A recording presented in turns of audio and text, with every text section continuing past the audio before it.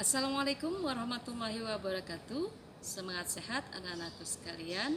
Bertemu kembali dengan Ibu pada mata pelajaran ekonomi kelas 12 semester 1. Anak-anakku, pada pertemuan hari ini sebagai pertemuan pertama kita untuk membahas materi tentang akuntansi.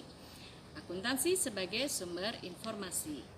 Karena materi ini tidak sama dengan materi ekonomi ketika kalian kelas 10 dan 11, maka Ibu minta kalian memperhatikan dengan baik karena nanti kamu akan tuangkan dalam bentuk tugas kelompok yang akan kamu uraikan dan menjelaskan sesuai dengan hasil kelompoknya.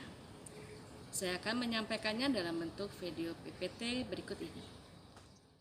Baiklah, sekarang kita akan memulai pembelajaran kita pada hari ini untuk mata pelajaran ekonomi kelas 12 pada semester 1 tentang akuntansi sebagai sistem informasi. Karena ini adalah materi baru yang tidak sama dengan kelas 10 dan 11 selama ini kalian belajar ekonomi, maka marilah kita menyimak apakah yang disebut dengan akuntansi sebagai sistem informasi.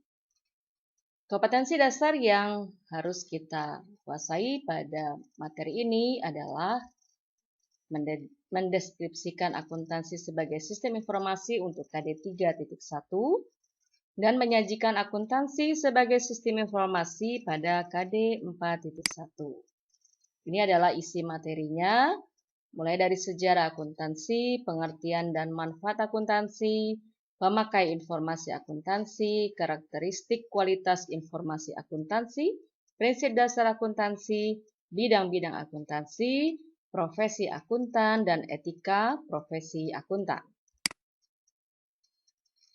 Bicara tentang sejarah akuntansi cukup panjang, tetapi Ibu akan menyampaikan inti dari sejarahnya. Nanti kalian bisa menggali lagi informasi ini lebih dalam dari sumber-sumber informasi lainnya. Dalam akuntansi, kita mengenal ahli akuntansi yang bernama Luca Pacioli. Dia adalah seorang ahli matematika yang berasal dari Italia yang menggagas sistem pembukuan berpasangan atau double entry system. Diawali dengan keprihatinannya ketika para pedagang saat itu mencatat semua perdagangannya dengan satu sistem pencatatan atau single entry system, hanya pada satu sisi saja. Dengan sistem pembukuan berpasangan, Luca Pacioli memperkenalkan bahwa pembukuannya harus melalui dua sisi, yaitu debit dan kredit. Dan sistem yang dikemukakan oleh Luca Pacioli ini kemudian terus dipakai seluruh dunia hingga sekarang. Maka Luca Pacioli sering disebut sebagai Bapak Akuntansi Dunia. Demikian pula perkembangan akuntansi yang ada di Indonesia.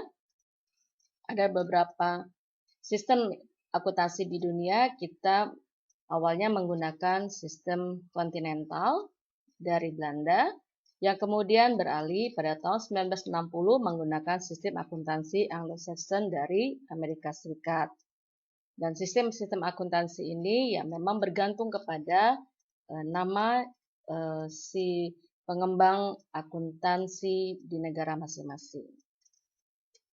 Kemudian tentang pengertian akuntansi itu apa, di berbagai buku atau sumber belajar kalian akan membaca bahwa demikian banyak pengertian akuntansi bergantung kepada siapa yang mengemukakan dan lembaga mana yang mengemukakan, tetapi intinya karena akuntansi itu adalah awal dari akun, perkiraan atau account, ya, itu adalah tempat untuk mencatat perubahan harta hutang modal, pendapatan dan beban dalam satu perusahaan yang kemudian nanti akan dituangkan dalam bentuk informasi akuntansi.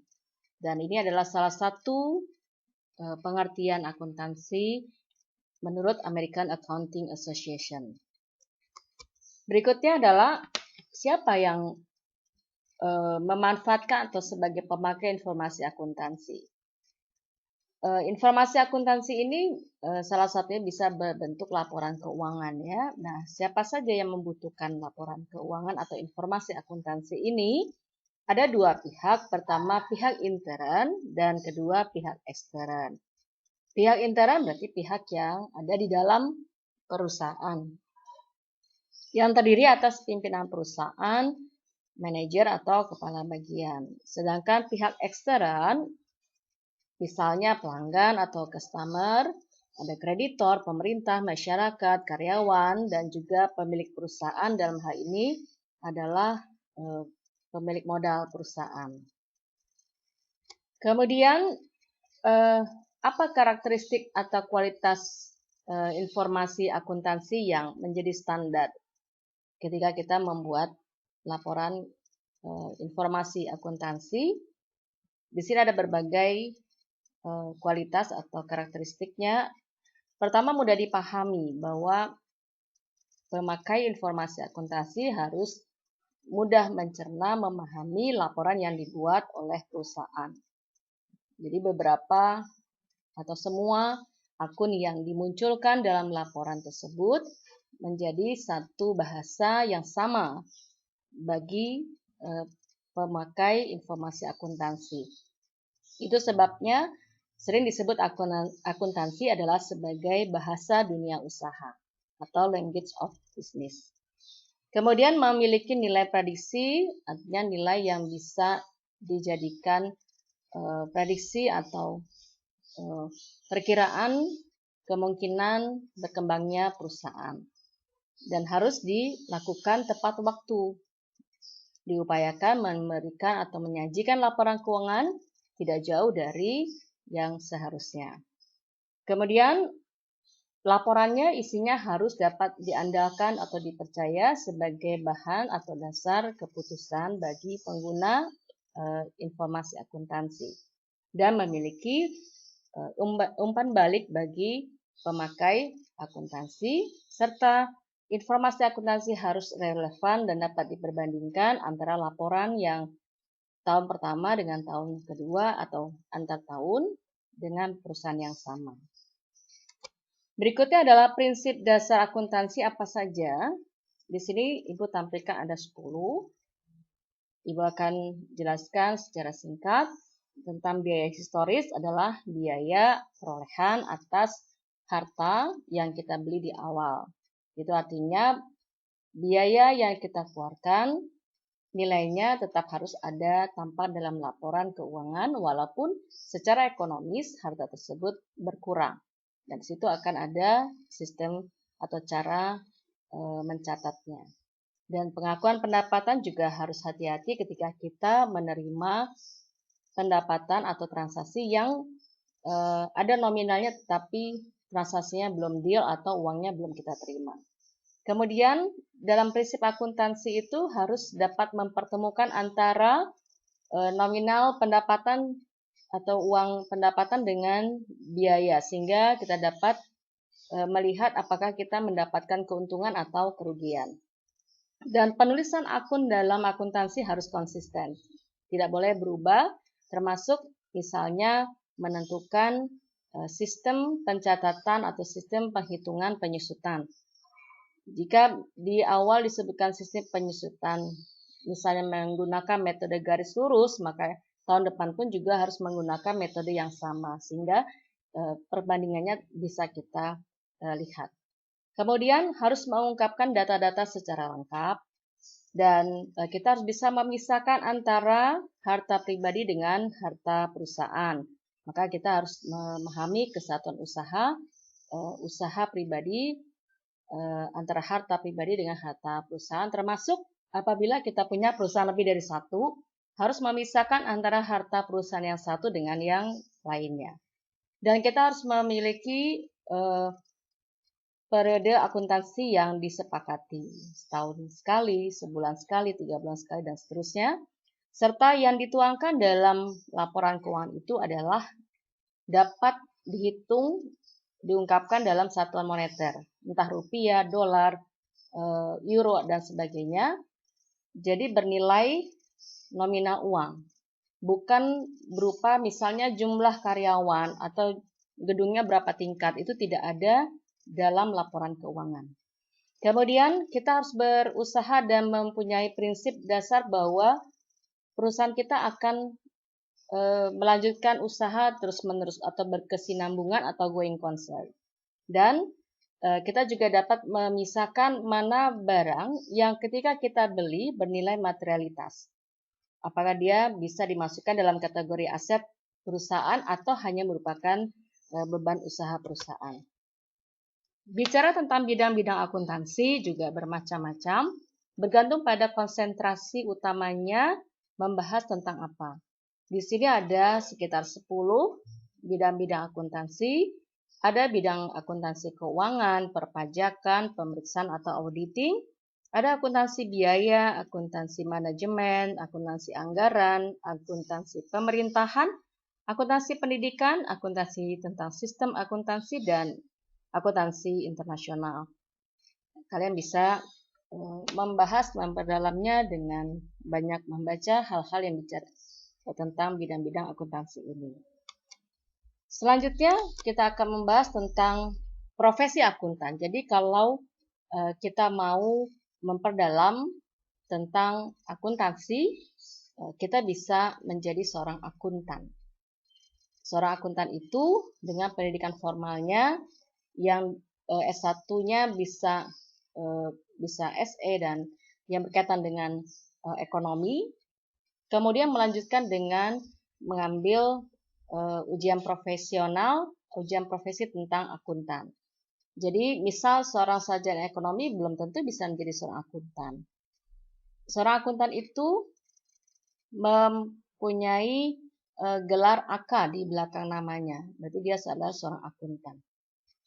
Nah, akuntan itu macam profesinya terbagi atas 4 kategori. Yang pertama, ada akuntan publik. Akuntan publik ini berarti seorang akuntan yang bekerja di kantor akuntan.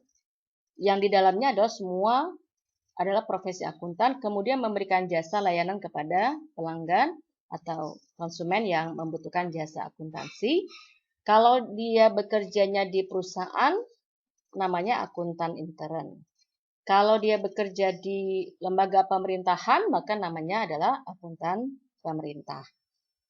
Dan kalau akuntan ini mengabdikan dirinya pada dunia pendidikan, misalnya mengembangkan kurikulum akuntansi, itu namanya akuntan pendidik. Sebagai seorang yang mempunyai profesi tertentu, pasti ada kode etiknya atau etika profesi, apapun profesinya, termasuk profesi akuntan. Ada beberapa etika profesi yang harus dimiliki oleh seorang akuntan. Akuntan itu harus memahami pekerjaannya, sistem atau standar teknis pekerjaannya. Dan dia harus objektif, tidak bisa atau tidak boleh berbenturan kepentingan antara kepentingan pribadi dengan kepentingan pimpinan atau pemilik perusahaan. Lalu dia harus mempunyai prinsip kehati-hatian di dalam memberikan penilaian terhadap informasi akuntansi. Dan dia harus memiliki rasa tanggung jawab yang tinggi, integritas yang kuat, dan mengemukakan atau mengedepankan kepentingan publik daripada kepentingan pribadi, serta harus mampu menjaga kerahasiaan. Nah, itulah materi-materi yang kita pelajari pada KD 3.1 ini. Dan sebagai penutup, Ibu akan memberikan quotes untuk pertemuan kita pada hari ini. Jika masalah dianggap sebagai suatu beban, maka kita akan berusaha menghindarinya. Tetapi jika masalah itu kita anggap sebagai tantangan, mungkin kita akan menghadapinya. Masalah adalah hadiah yang dapat kita terima dengan sukacita. Dengan pandangan tajam, kita bisa melihat keberhasilan di balik setiap masalah. Demikianlah anak-anak materi pertemuan kita pada hari ini. Semoga kalian bisa memahami dan untuk memperdalamnya nanti kita akan bahas pada kelompok kerja masing-masing. Nanti akan kita bagi menjadi 6 kelompok dalam satu kelas dan dengan tugas masing-masing. Selamat mengerjakan dan kita berjumpa lagi pada pertemuan selanjutnya. Terima kasih. Assalamualaikum warahmatullahi wabarakatuh.